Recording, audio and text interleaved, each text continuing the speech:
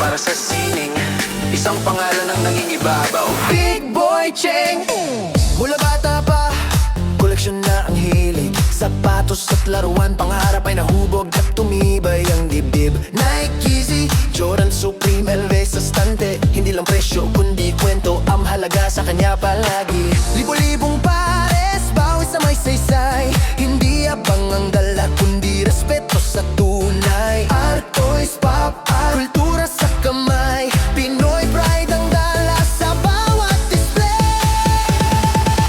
Big Boy Cheng, simbolo ng kultura.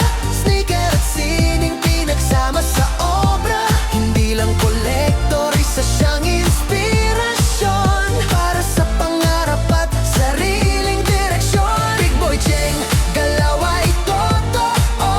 Mula pa siya naging legacy ng henerasyon ngayon.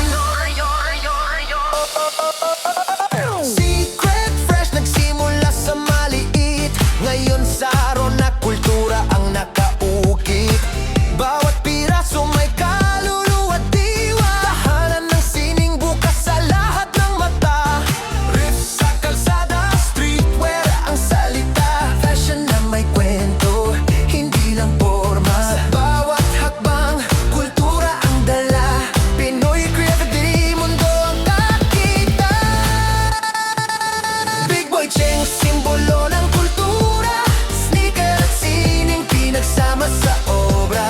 Hindi lang kolektor, isa siyang inspirasyon para sa pangarap at sariling direksyon. Sa YouTube, Instagram, TikTok at Facebook, kwento'y buhay. Unboxing man ang pagkain, tunay at sabay. Suporta sa lokal, negosyo'y itinataas. Kapag gumangat ang isa, lahat ay lumalakas.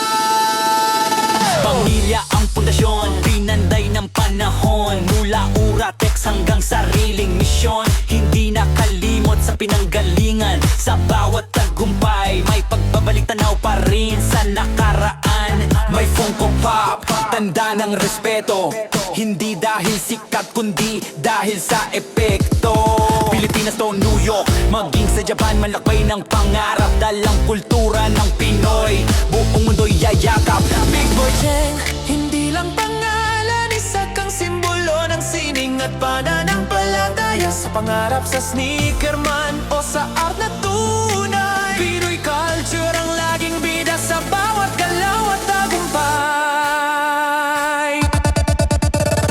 Para sa mga kolektor, sa mga nangangarap, patunay ka na ang passion, pwedeng maging landas. Big Boy Cheng, kultura ang iniwan. Legacy na tatatak sa bawat henerasyon at panahon.